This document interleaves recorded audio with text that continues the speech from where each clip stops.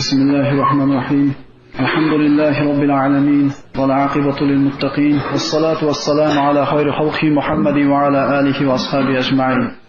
السلام عليكم ورحمة الله وبركاته. الله سبحانه وتعالى بيادات حمد صانlarimiz Payg'ambar sallallohu alayhi vasallamga durudlar salovatlarimiz bo'lsin. Siz bilan bizni mana shu muborak Eidul Qurbon bayramiga yetkazgan Allohga hamd sanolar bo'lsin. Bu Eidul Qurbon qanday bayram? Bu haqida nimalarni bilamiz? Bu qanday bir xursandchilik kunki, siz bilan biz mana shu uni bir qadriga munosib ravishda bir kutib olishimiz uchun bizdan nimalar matlub bo'ladi? Payg'ambarlar tarixini o'rganar ekanmiz. Payg'ambarlarning otasi bo'lgan Abul Anbiyo Ibrohim alayhisalom qissasida mana shu qurbonlik qilishlik qissasi bayon qilindi. Ibrohim alayhisalom Alloh taoloning maqtoviga loyiq bo'lgan payg'ambarlardan Abul Anbiyo bo'lgan kishi bo'ldi. Ibrohim alayhisalom haqida Alloh taolo aytadi: "A'udhu billahi minash shaytonir rojim va Ibrohimallazi vaffa." Bu vafo qilgan Ibrohim edi. Alloh subhanahu va taolo tomonidan Ibrohim alayhisalomga qanday sinov bo'lmasin, qanday imtihon kelmasin, Ibrohim alayhisalom vafo qildi. 17 yoshar yosh yigit ekan, Alloh taoloning tavhidiga odamlarni chaqirdi va qavmi uni o'tga uloqtirishlikni qasd qildi. Ana shu faraxmonga o'tkazib qo'yib, o'tga uloqtirishlikdan oldin bitta so'z aytdi: Hasbunalloh va ni'mal vakil. O'zini qurbon qilishligini Alloh taolo talab qildi, taraddudsiz hasbunalloh dedi. 85 ga kirganda ko'rgan bir dona farzandi Ismoilni ayoli Hojar bilan hech kim yashamaydigan, ekin-tikin bo'lmagan, hech bir odam bo'lmagan Makka yoki Bakka vodiysiga tashlab kelishni buyurganida so'zsiz itoat qildi.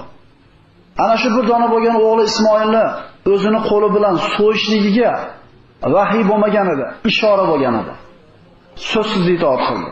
Shuning uchun Alloh taolo aytadi: "Va Ibrohimallazi vaffa." Alloh taolo Ibrohim alayhisalom o'g'li Ismoilni Allohning roziligi yo'lida qurbon qilishga tayyorligini ko'rgandan keyin vafadaynahu bizibhin azim. Biz unga boshqa bir qurbonlikni berdik deydi. Ana shu jannatdan chiqarilgan qo'chqorni Alloh taolo berdiki, mana shu Ismoil alayhisalom o'rniga so'yiladigan bo'ldi. Va mana shu kundan boshlab Alloh taoloning roziligi uchun qurbonlik qilishlik Ibrohim alayhisalomdan sunnat bo'ldi.